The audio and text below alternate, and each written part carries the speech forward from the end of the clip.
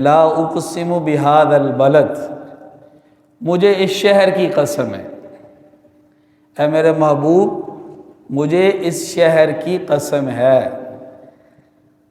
وَأَنْتَ حِلٌّ بِهَذَا الْبَلَدِ، میں شہر کی قسم اس لیے اٹھا رہا ہوں کہ اس شہر میں آپ رہتے ہیں۔ وَأَنْتَ حِلٌّ بِهَذَا الْبَلَدِ، اس لیے قسم اٹھا رہا ہوں کہ آپ ہیں۔ معلوم کیا ہوا، آپ اگر عربی گرامر کو سمجھتے ہوں تو یہ آیت کا لطف سمجھنے میں بھی اس وقت آئے گا جب عربی گرامر آتی ہو، کہ ہمارے ہاں ایک گرامر کا اصول ہے عربی گرامر کا کہ لا اقسم بہذا البلد وانت حل بہذا البلد۔ وانت حل یہ عربی کی ایک اصطلاح ہے جس کو حال کہتے ہیں۔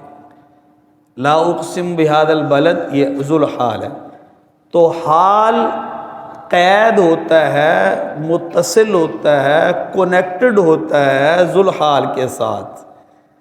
معلوم کیا ہوا کہ میرے محبوب جس جگہ آپ جائیں گے میں اس جگہ کی قسم اٹھاؤں گا۔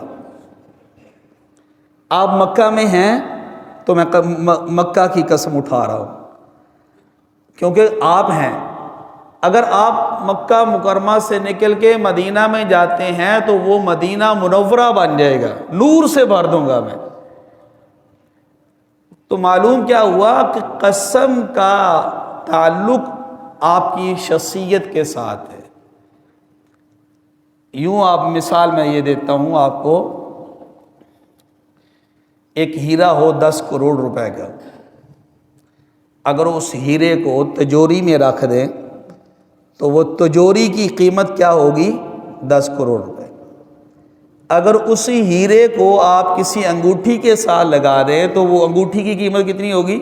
10 کروڑ۔ اگر اسی ہیرے کو آپ اٹھا کر کسی ہار میں لگا دیں تو ہار کی قیمت کتنی ہو جائے گی؟ 10 کروڑ۔ قربان جائیں رسول پاک صلی اللہ علیہ وسلم کی ذات اقدس پر، آپ تمام کائنات میں افضل ترین شخصیت ہیں، محبوب ترین شخصیت ہیں۔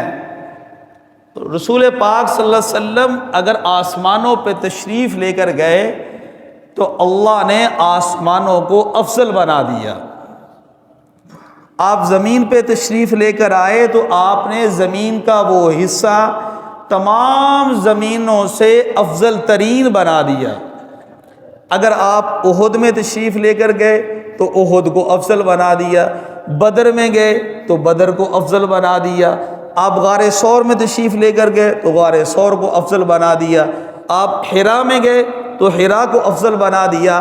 آپ شب ہجرت میں اگر ابو بکر صدیق رضی اللہ تعالیٰ کے کندھوں پہ تشریف لے کر گئے تو ابو بکر کو تمام انسانیت میں افضل بنا دیا، اس لیے کہ افضلیت کا تعلق کس کے ساتھ ہے؟ وہ حضور کے ساتھ ہے۔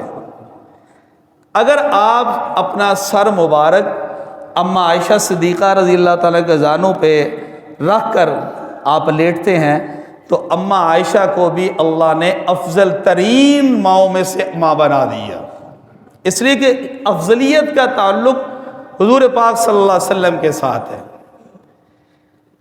تو اس لیے تمام امت کے علماء کا، فقہاء کا، اولیاء کا، صحابہ کا، تابعین کا، تبع تابعین کا اجماع ہے اس بات پر کہ رسول پاک صلی اللہ علیہ وسلم زمین کے جس ٹکڑے پر آپ آرام فرما رہے ہیں وہ ٹکڑا عرش و فرش سے بھی اعلیٰ ٹکڑا ہے،